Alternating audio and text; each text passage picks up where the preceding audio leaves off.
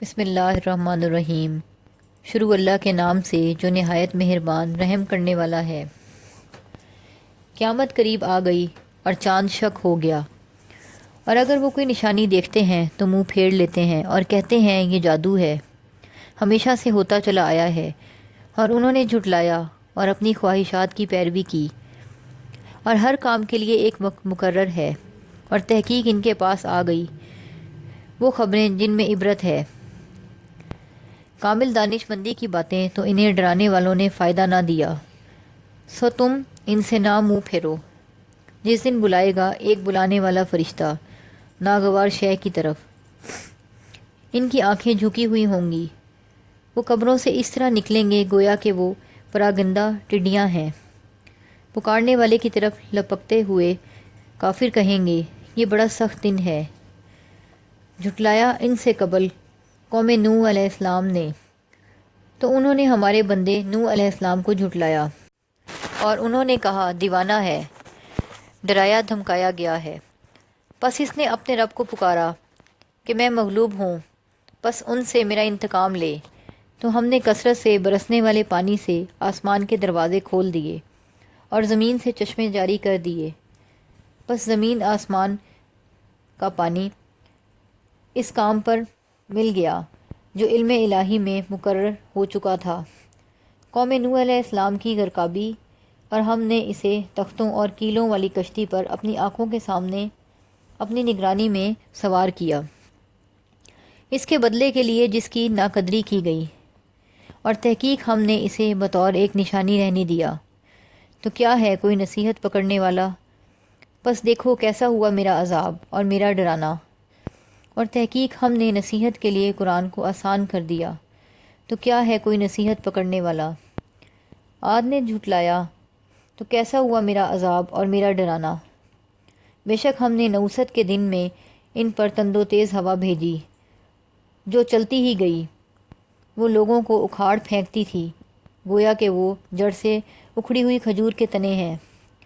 سو کیسا ہوا میرا عذاب اور میرا ڈرانا، اور تحقیق ہم نے نصیحت کے لیے قرآن کو آسان کر دیا۔ تو کیا کوئی ہے نصیحت حاصل کرنے والا؟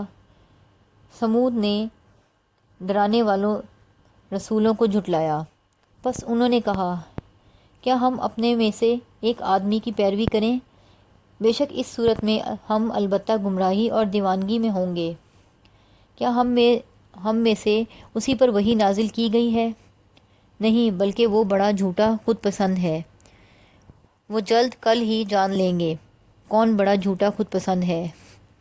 اے صالح علیہ السلام، بے شک ہم بھیجنے والے ہیں اونٹنی ان کی آزمائش کے لیے، سو تو ان کا انتظار کر اور صبر کر، اور انہیں خبر دے کہ پانی ان کے درمیان تقسیم کر دیا گیا ہے، اور ہر ایک کو اپنے پینے کی باری پر حاضر ہونا ہے۔ تو انہوں نے اپنے ساتھی کو پکارا، سو اس نے دست درازی کی اور اونٹنی کی کونچیں کاٹ دیں۔ تو کیسا ہوا میرا عذاب اور میرا ڈرانا۔ بے شک ہم نے ان پر ایک ہی چنگاڑ بھیجی، سو وہ ہو گئے باڑ لگانے والے سوکھی روندھی ہوئی باڑ کی طرح، اور تحقیق ہم نے نصیحت کے لیے قرآن کو آسان کر دیا۔ تو کیا ہے کوئی نصیحت حاصل کرنے والا؟ لوط علیہ السلام کی قوم نے رسولوں کو جھٹلایا، تو بے شک ہم نے ان پر پتھر برسانے والی آندھی بھیجی۔ لوط علیہ السلام کے اہل خانہ کے سوا کہ ہم نے اپنی طرف سے فضل فرما کر صبح سویرے انہیں بچا لیا، اسی طرح ہم جزا دیتے ہیں اس کو جو شکر کرے۔ اور تحقیق لوط علیہ السلام نے انہیں ہماری پکڑ سے ڈرایا تو وہ ڈرانے میں جھگڑنے شک کرنے لگے، اور تحقیق انہوں نے لوط علیہ السلام سے ان کے مہمانوں کو بری نیت سے لینا چاہا، تو ہم نے ان کی آنکھیں مٹا دیں، چوپٹ کر دیں۔ پس میرے عذاب اور میرے ڈرانے کا مزہ چکھو، اور تحقیق صبح سویرے ان پر دائمی عذاب آ پڑا۔ پس میرے عذاب اور ڈرانے کے مزے چکھو، اور تحقیق ہم نے قرآن کو آسان کر دیا نصیحت کے لیے۔ تو کیا ہے کوئی نصیحت حاصل کرنے والا؟ اور تحقیق فرعون والوں قوم فرعون کے پاس رسول آئے، انہوں نے ہماری آیتوں، حکام اور نشانیوں کو جھٹلایا، تمام کی تمام۔ تو ہم نے انہیں پکڑا ایک غالب اور صاحب قدرت کی پکڑ کی صورت میں۔ کیا ان سے تمہارے کافر بہتر ہیں؟ یا تمہارے لیے معافی نامہ ہے؟ قدیم صحیفوں میں کیا وہ کہتے ہیں ہم ایک جماعت ہیں، بدلہ لینے والے، ہم بدلہ لے کر رہیں گے۔ عنقریب یہ جماعت شکست کھائے گی اور وہ بھاگیں گے پیٹھ پھیر کر، بلکہ قیامت ان کی وعدہ گاہ ہے، اور قیامت کی گھڑی بہت سخت اور بڑی تلخ ہوگی۔ بے شک مجرم گمراہی اور جہالت میں ہے، جس دن وہ اپنے منہوں کے بل آگ میں گھسیٹے جائیں گے۔